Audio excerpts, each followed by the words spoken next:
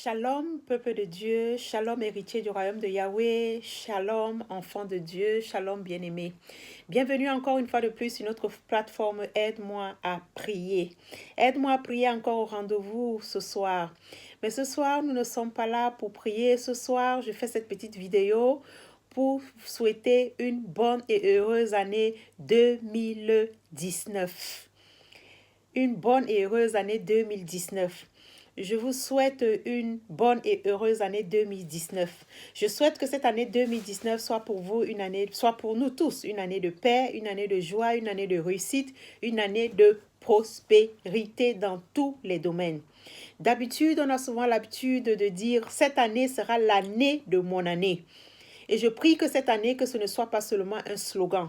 Parce que nous avons souvent fait cette déclaration, cette année, c'est l'année de mon année. Mais ce que nous avons constaté, que cette année qui est supposée d'être l'année de notre année dans le sens positif, se retourne contre nous. Ça devient une année dans le sens, l'année de mon année dans le sens des épreuves difficiles, dans le sens des mauvaises expériences. Mais cette année, je prie que ce soit le contraire. Que ce soit vraiment l'année de ton année dans le sens positif. Je te souhaite une année de prospérité, prospérité matérielle, prospérité financière, prospérité spirituelle, prospérité économique, prospérité sociale, prospérité spirituelle, prospérité dans tous les domaines. Lorsque j'étais en train de méditer sur cette année 2019, je demandais à l'Éternel, mais à quoi va ressembler cette année 2019? Et l'Éternel me disait, ma fille, 2019 sera une année de récolte. J'ai dit, waouh, la récolte. Et j'ai tressailli dans mon esprit, tressailli de joie.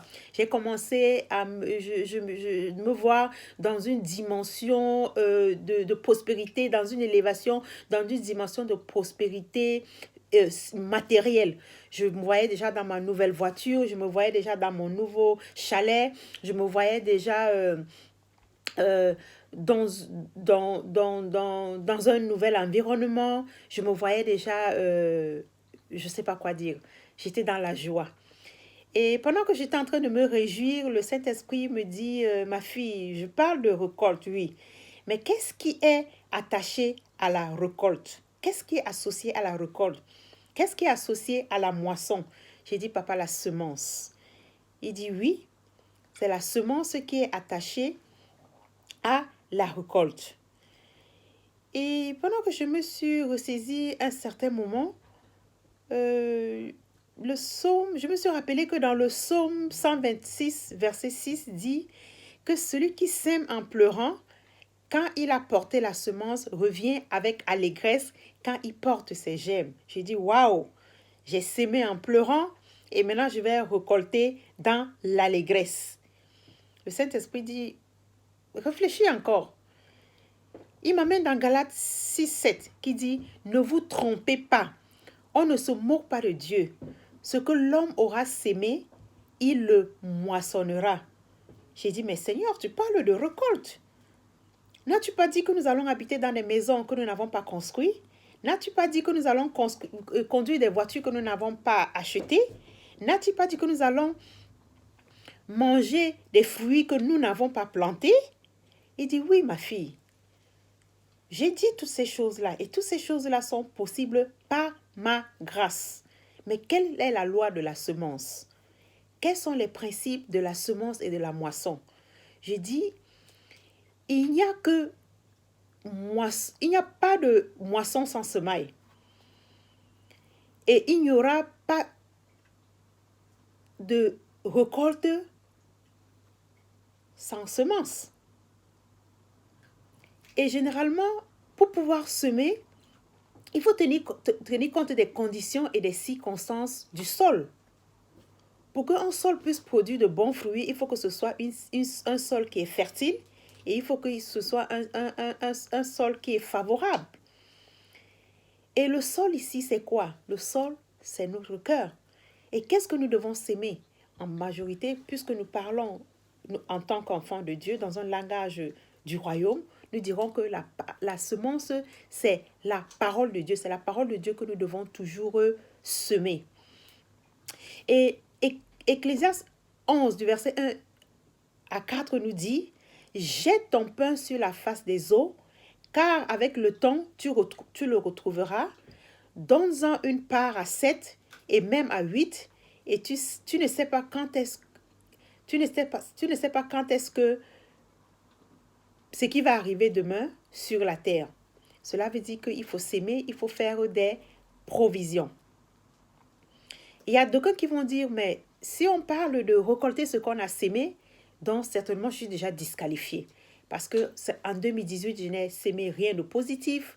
En 2018, j'ai sémé la haine, j'ai sémé la rancune, j'ai sémé les critiques. Donc cela veut dire que je ne vais rien récolter. Mais je suis venue apporter une bonne nouvelle ce soir parce que l'Éternel ne donne jamais une parole en vain. S'il parle de récolte, ça veut dire que la semence est déjà là. S'il parle de récolte, ça veut dire qu'il a déjà mis tout à notre disposition pour que nous puissions récolter. Quand je prends l'exemple de nos mamans au village, lorsqu'elles essaient même déjà de songer à la récolte, elles préparent déjà leur champ. Les champs au préalable sont mis sous jachère. Après, les champs sont défrichés. Après avoir défriché, les champs sont... on enlève les mauvaises herbes, on racle les mauvaises herbes. Après avoir raclé les mauvaises herbes, on laboure la terre. Après avoir labouré la terre, on essaie de faire des sillons ou alors laisser ça tout plat. Et avant de mettre la bonne graine, on s'assure que on enlève encore une dernière fois les mauvaises herbes qui sont là-dessus pour être sûr que la graine, lorsqu'on va la planter, elle ne sera pas étouffée. Elle ne sera pas étouffée par les mauvais yeux, elle ne sera pas étouffée par les mauvaises paroles, elles ne seront pas étouffées par un mauvais langage, elle ne sera pas étouffée par la mauvaise foi. Et là, on est sûr qu'on va récolter de bons fruits. Donc, si tel est ton cas, 2019, c'est une année de récolte. Et 2019 a 12 mois, l'année a 12 mois. Oui, c'est une année de récolte. Oui, tu vas récolter. Mais au préalable, essaie de prendre ces 4 semaines du mois de janvier. Essaie d'examiner ton champ. Qu'est-ce que j'avais sémé dans le passé? Est-ce qu'avant de s'aimer dans le passé, j'ai défrigé mon champ? Est-ce que j'ai enlevé les mauvaises herbes? Quelles sont les graines que j'ai plantées? Qu'est-ce que j'ai mis dans ce champ?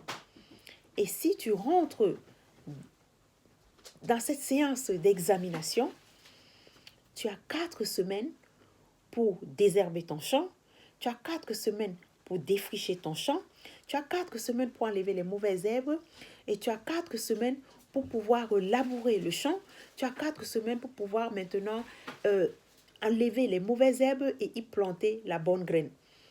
Et février, qui est le 2e mois de l'année, et 2 qui est le chiffre du témoignage, si tu prends cette résolution pendant ces 4 semaines de janvier, à vraiment mettre de l'ordre dans ton champ, à t'assurer que tu as semé la bonne graine, je suis sûre qu'à partir du mois de février, tu vas commencer à récolter.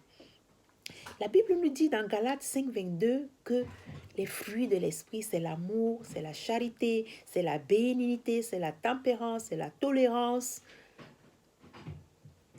Voilà des fruits auxquels nous devons nous attendre en 2019. Bien-aimé, si tu laboures ton champ, si tu défriches comme je viens de te le dire, je suis sûre que tu ne seras pas surpris des résultats. Sur ce, je te souhaite encore une bonne et heureuse année 2019. Je déclare que c'est une année de paix, une année de joie, une année de prospérité dans tous les domaines. La pauvreté laisse la place à la richesse. La maladie laisse la place à la guérison. Les malédictions cèdent la place à la bénédiction. Et toi, tu rentres dans ta prospérité. Rentre, saisis cette parole et domine cette parole et domine sur cette année 2019. Car 2019, c'est une année de domination pour toi. Bonne et heureuse année dans le puissant nom de Jésus-Christ. Amen.